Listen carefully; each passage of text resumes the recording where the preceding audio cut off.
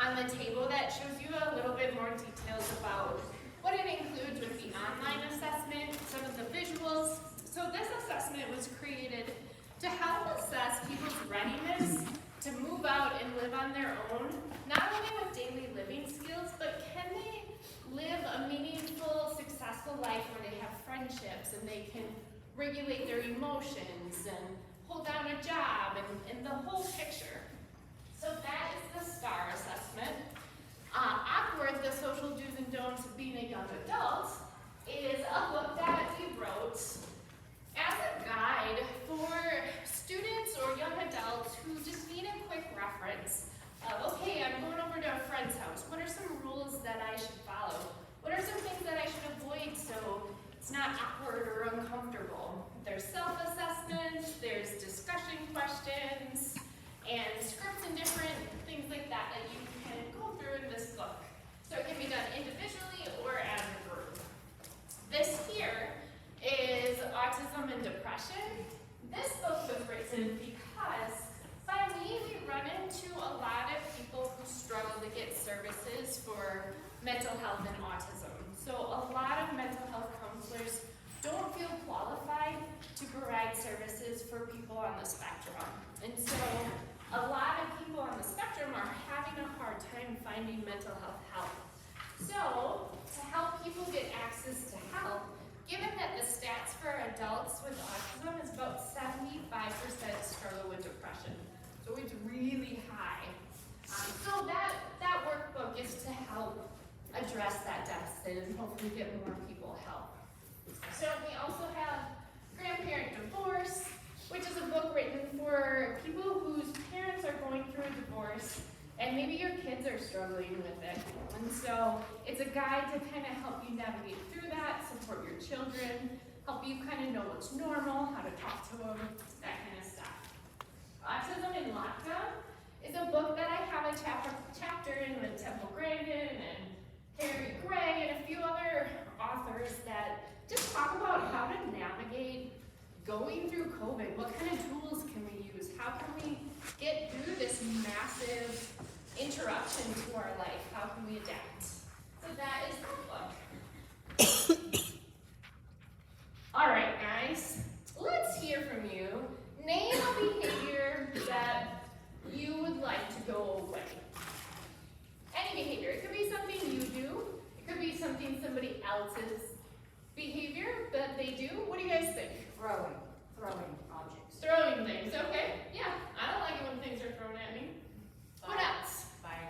Biting, yeah, absolutely. Is there anything your spouse does that you wish they would quit doing? Maybe you can think of a thing or two. What are some things you guys want to see more of? Compliance. Compliance, okay, yeah. What else? Good listening Kind skills. behavior. Calm. Responsiveness. Yeah, responsiveness. If they don't like it. Yeah. Right? The ability to kind of regulate and interact even if it's not preferred. Yeah, absolutely. Great. Okay, so we can control behavior. The science of behavior tells us how to. And so what's cool about it is there's enough research that shows us that if we follow these principles and if we have control over implementing them, we can change any behavior under the sun. So there's just fascinating research where honeybees are learning how to do crazy things like recognizing Picasso and Monet. There's people who are learning how to do amazing things that have histories of trauma, and every diagnosis under the sun, people who have said this is unreachable, this is unteachable. We can change the behaviors if we can get a control over what's happening, if we can identify the function, if we can control the patterns of reinforcement and punishment, we can change it. So, in order to change it, we need to figure out why it's happening. That's the first place to start. So, we want to look for clues. One of the first clues we want to look for is what happens right before. So, how many people in here had a student throw something? Okay, so go ahead and shout out what happened right right before they threw something? What was kind of the trigger for it? Not getting their way. Not getting their way, okay? Doing work. Having to do work. So they were told no, a demand was placed on them, so they threw something, okay? So that is a clue. We want to look for, is there a pattern for when I see this behavior? If my student throws every time he's told no, or every time he is given work, you're going to have a predictable pattern that you can start to plan for, and then that's going to give you some ideas for the modifications you need to make to shape it. So we're going to start with those clues. Next, we're going to look at motivating operations. So what that's referring to is, why is this behavior valuable? So if a kid is throwing something because he's told no, that means he really, really wanted it, right? So why did he want it so bad? Or what ruined the motivation? Maybe he really did want it, now he doesn't anymore. So an example of that would be one kid that we were working with was so motivated to work for French fries. But right before we got there, he had an entire plate of French fries. So his motivation was ruined. He was satiated on French fries. Like he didn't want it anymore. So that just ruined the motivation. Versus if you limit electronic time, for example. They haven't had it for a while. Maybe during the school day, they don't have access to it, but you're using it as a reward. So suddenly they do have access to it. So their motivation to have it's going to be higher because it has limited access. It's not something they have all the time. So when we're thinking about why people do something, we want to look at that motivation and kind of figure out, have they had a lot of this? Have they not had any? Where is this motivation coming from? Because if we can manipulate or control the amount of access they have to these things, that's going to impact their motivation and that's going to impact their behavior. So, here's a scenario. We have a student, it's time to work on math, and he starts walking around the classroom. Yes, to use the bathroom. You allow it because it's not a big deal to go to the bathroom, right? So, let's think about this. Student asked to go to the bathroom. What happened immediately after? What did you say? Come do your work. Well, you said yes in this scenario. So, yep, you said yes. Did they like that response? Mm-hmm. Yeah, they did. So they didn't dislike it, right? So, what that means is that behavior is likely to occur again. So thinking about basic patterns of reinforcement and punishment, the child escaped homework by going to the bathroom. He did it in a fairly respectful way, so not a big deal, but it did get reinforced. They liked the response of, I asked to go to the bathroom, I was able to, so I got out of it. They're likely to do it again. So all of us, all behaviors we do function that way. If what we do works, we're going to keep doing it. If it doesn't work, we're going to stop doing it. And so we unconsciously change our behaviors this way. So literally every interaction that you have, you do because it was shaped by patterns of punishment and reinforcement. And so if we pay attention to that, we can start shaping things the way we want them to be shaped. So, I want to hear something your sibling does. Let's bring out these childhood memories. What's an example of something that your sibling does? Bully. What was that? Bully. Bully? Okay, we got a bully sibling. That's not good. Can you be specific? How would they bully? Trick. He'd trick you? Mm-hmm. Okay, all right, we got a trickster. So, who in here likes to be tricked?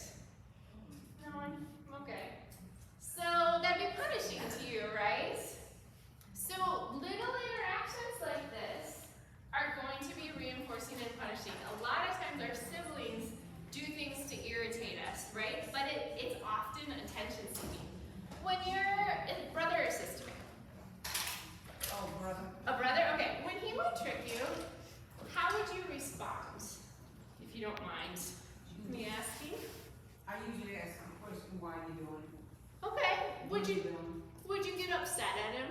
Is that fair to say? If he kept doing it, yeah. Yeah, okay. So I'm guessing, not knowing the situation, that her brother was doing attention-seeking behavior, right? So he's trying to irritate her, maybe get a reaction out of her. So this is a common way that behaviors get reinforced, right? Like somebody's doing something to get a reaction, or somebody's doing something to get out of things. And so the way we respond is going to shape whether it happens again or not. So if her brother has a history of playing tricks on her and did it again and again and again, that means that behavior is being reinforced. Behaviors don't happen if they're not being reinforced. So if somebody says to you, they did it for no reason, that's not true. It's impossible. Every behavior that we do has a history of reinforcement or punishment. So let's think about what's not reinforcing. So in the previous session I told you guys a story about a student who we gave a sticker to, and he treated it like it was disgusting. He's like, oh, get this off me. He just thought it was so gross. He didn't like the sensory experience of it. So here we thought we were giving a reinforcer, but it wasn't reinforcing. So again, using your brother as an example who plays tricks, who in here likes the show, what's it called? Impractical Jokers. Thank you. Yes. So that show is pretty hilarious, right? For some people, those kind of things would be really funny. So depending on the context, that could be reinforcing.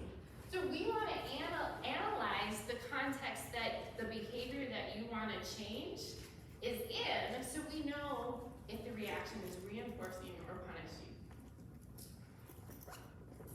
So now let's look at a new pet.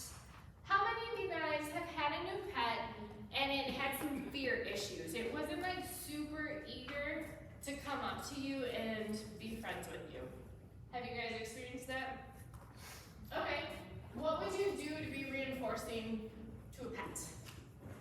How would you make it feel safe? How would you make it feel comfortable? What are some examples? Approach slowly. Approach slowly.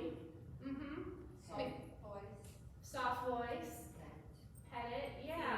Give it treats. Give it treats. Yeah. So everything you're describing is pairing yourself with reinforcement. So when you do that, you are intentionally pairing yourself with reinforcement so that pet is comfortable coming to you. That pet is not going to run from you. So if you're loud and come here and you're just putting that dog in a headlock, that's punishing. To the dog, it doesn't feel safe then. You're pairing yourself with punishment then rather than reinforcement.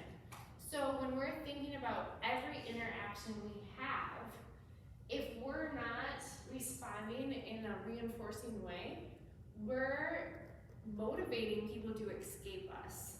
So if we want students to engage in us, but they're struggling to engage, that means we're somehow pairing ourselves with punishment rather than reinforcement. It might be because it's hard for them to sit and listen. It might be that it's hard for them to do academic lessons. That might be why you're pairing with punishment rather than reinforcement. But if they're engaging in a lot of behavior to avoid, that means that situation has been paired with punishment. So we need to flip that around. We need to find a way where we can pair it with reinforcement so they're seeking it, right? Do you guys have loyal pets who you come home and they run to you? They love you so much and they're just so excited to see you. That's because you've paired yourself with reinforcement. You've so effectively gotten that dog to trust you. So it's excited to see you. It seeks you. So you can do that with students as well. We seek people that are paired with reinforcement. And so we can pair learning with reinforcement as well if we're really intentional about these patterns. All right, so let's talk about escape behavior. There are 4 functions that all behavior under the sun can fall under, and escape is one of them. So what this means is you're engaging in something to get away from something else. So you guys shared that the throwing example often happens when a child is told to do something. They don't want to, so they escape it, right? They engage in something. Sometimes people are very clever. I've had students who are super lovable about it, and they come and they want to cuddle, and they give you compliments, and they're like the sweetest little thing. But oh, I just totally let them out of that because I was so distracted about their affection. You know, so sometimes escape behavior can be sweet. Other times, it's aggressive. Even as adults, we do escape behavior. If you guys maybe binge watched Love on the Spectrum, that could have been your escape behavior. Maybe you were avoiding something that you should have been doing. So we all engage in it.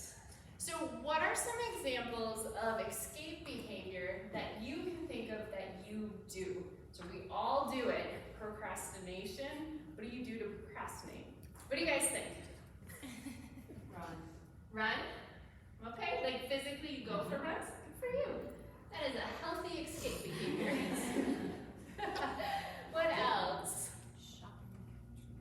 Did I hear shopping? There we go, yeah. TikTok, absolutely. Social media is a common one where we use to just kind of veg out on and escape. Escape behavior is normal and common, except for when it's causing problems for us in other areas. So if you're hurting your relationships, if you're hurting your work, if you're hurting your parenting, then your escape behavior is a problem. And so we do it, our kids in the classroom do it. So common ways we see it in the classroom is a student's misbehaving and they get kicked out of class.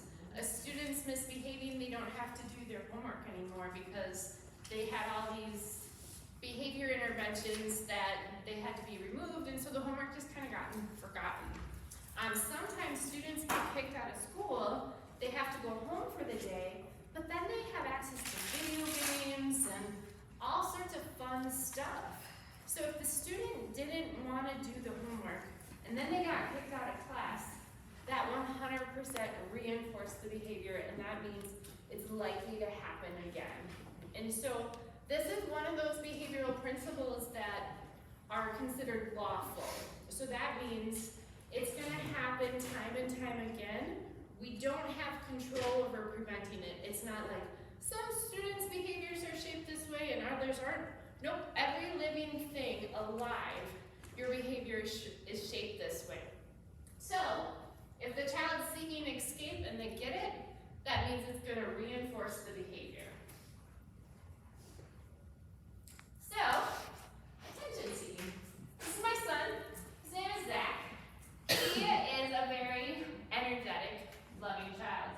He loves attention, and he especially loves attention from his brother, getting a reaction. So he is my vivid example where I have to coach my son, my other son, and tell him, Ezra, Zach is trying to get a reaction out of you, and if you yell at him right now, you're going to reinforce his behavior. And so in order to shape that behavior, I need Ezra's behavior to change. I can't stop Zach from attention-seeking Ezra's behavior if Ezra reinforces it every time. That means that behavior is effective and it's working for him. So I can try and intervene, I can do things to compete with it, but if there's that really heavy history of reinforcement, every time I do this, I get a reaction. Every time I do this, I get a reaction. It is going to be very hard to shape that behavior. So, sometimes attention-seeking behavior looks a little goofy from the perspective of even being scolded can reinforce a behavior.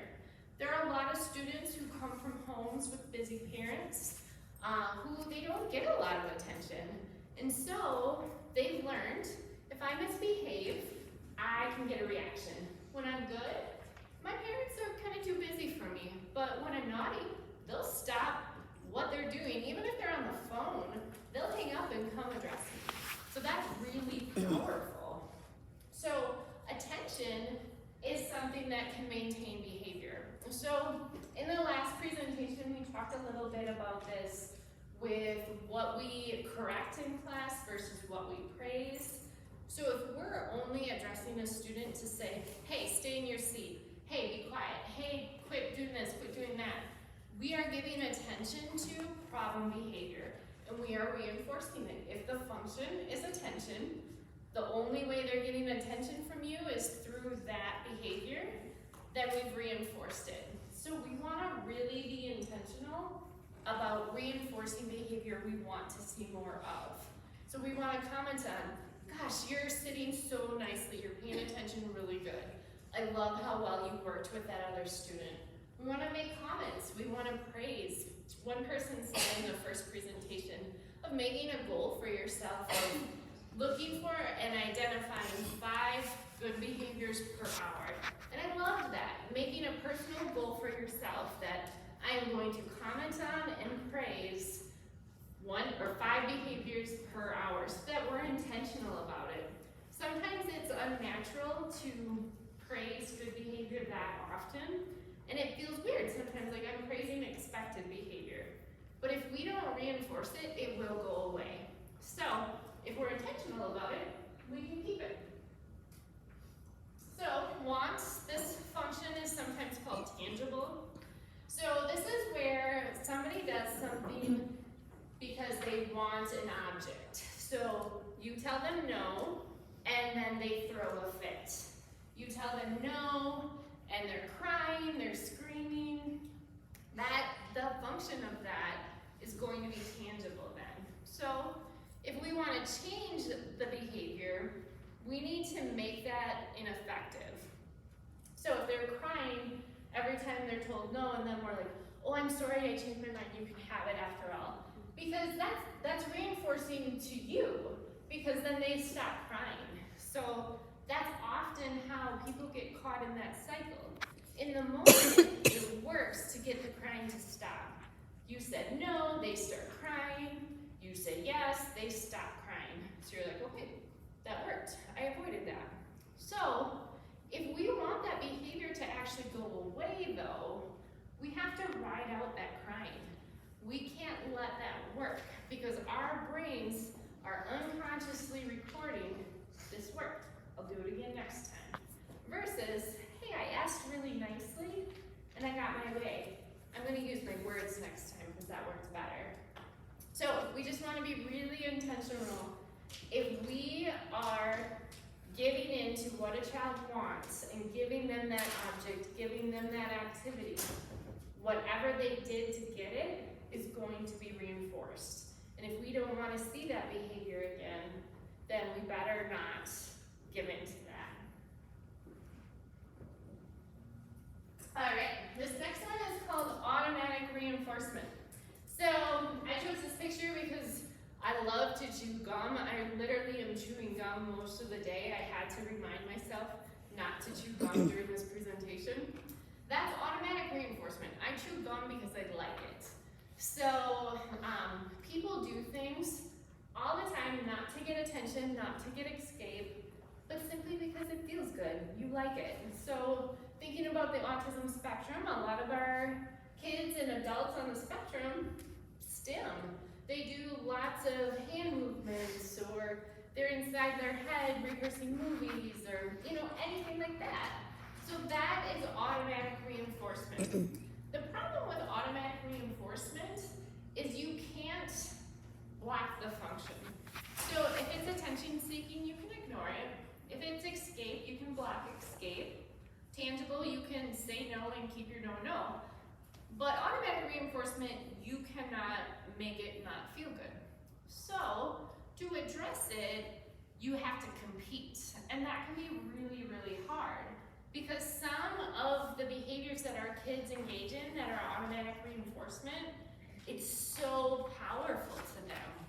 So for example, I had one student who would hit her chin, and she would do it a lot. like 500 times an hour. And it was enough to cause some bleeding. She would describe it as her body's kind of, it feels like it's floating away. She can't feel the boundaries of her body. And so she said, when I hurt myself, I can feel the boundary and I feel more secure. And so that's why for her, it was automatically reinforcing. It felt good because she didn't feel that unstable feeling of her body floating away. But we didn't want her to chronically have a bloody chin. You know, she was really hurting herself. So we had to come up with a way to compete with this behavior. So if we would have just told her, hey, squeeze this ball instead, doesn't serve the same function. It wouldn't meet the same need. So that wouldn't be an effective replacement behavior. So we found ways for her to use compression shirts. We would have her squeeze her jaw and her chin tightly, but not tightly enough that it's causing bruising or marking. And so we just searched and explored with her ways that she could meet this need in a way that didn't cause bruising or bleeding.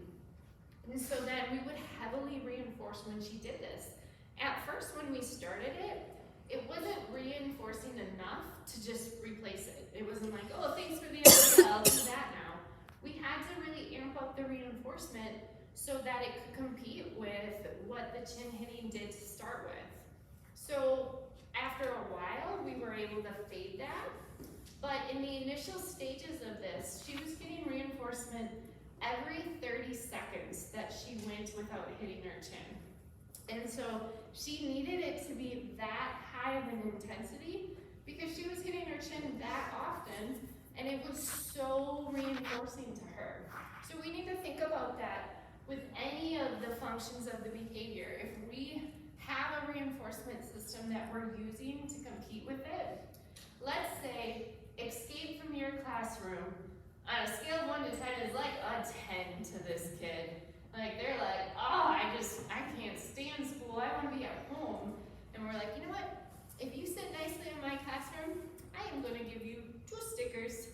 And they're like, that's like a half a point.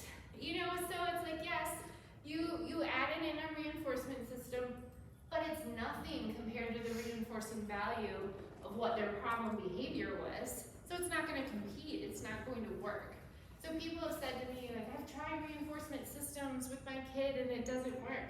It could be this. It could be simply that the reinforcement that you used to motivate the child was just not powerful enough. It just didn't compete.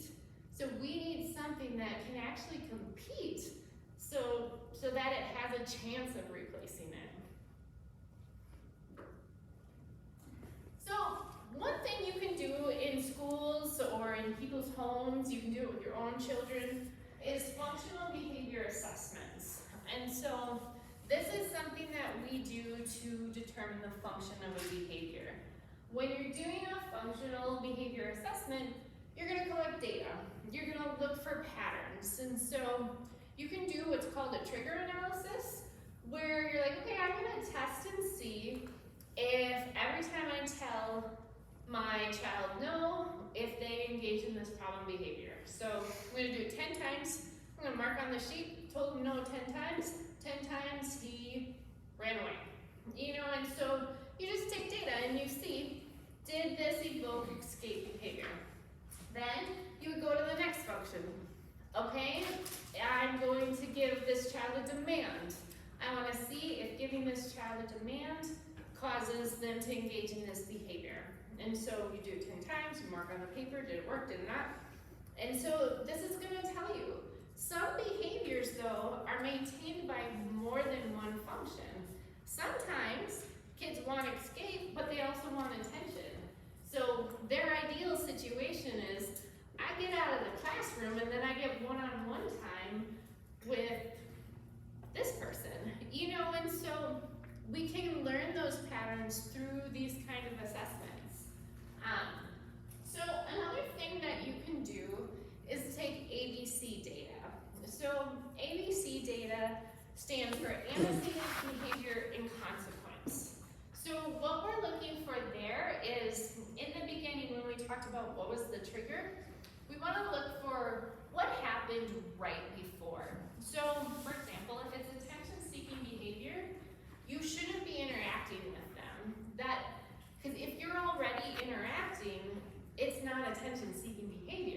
already got attention. So if a child has no attention and nobody's engaging with them, then that would make it more likely that it's attention-seeking behavior. So if the trigger right beforehand is they were told no, or they were given a demand, you know, that's gonna help you.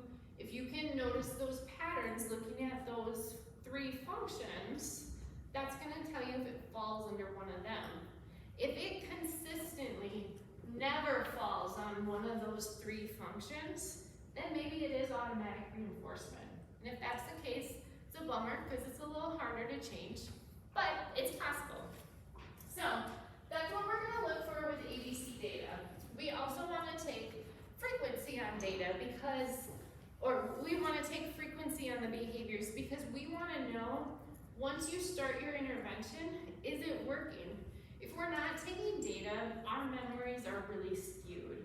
And so we maybe are putting all this effort into an intervention and we think it works, but maybe it doesn't, or maybe there's other factors going on. So if we're actually tracking it, then we can change our intervention, we can look for patterns, and maybe we'll find out things like, oh, this only happens on Monday. This is a Monday thing, so then I can tailor my intervention just to Mondays. You know, so when we take data, we can kind of gather information that we wouldn't pick up otherwise from just our natural observation. All right, guys, I am going to have you break up into groups of 2 or 3, depending on how it works out on your table. I want you to role play responding to each function. So Jess, I'm gonna have you come up and demonstrate with me. So this is basically how I want it to go. Jess, will you please do attention-seeking behavior, and I am going to practice not reinforcing it. Okay, are you ready? Hey, no, hey, I want to tell you something. Please, just let me tell you this. I have a really good story, it's really good, this movie I watched, I know you've seen it. Remember we talked about it that one day, please. Dr. Katie, please. Dr. Katie. Thank you, Jess. Never again. So that's what I'm looking for. I want you guys to practice. We're gonna start with attention seeking, and then I'll let you know when it's time to go to the next function. So it can be really difficult to not reinforce problem behavior.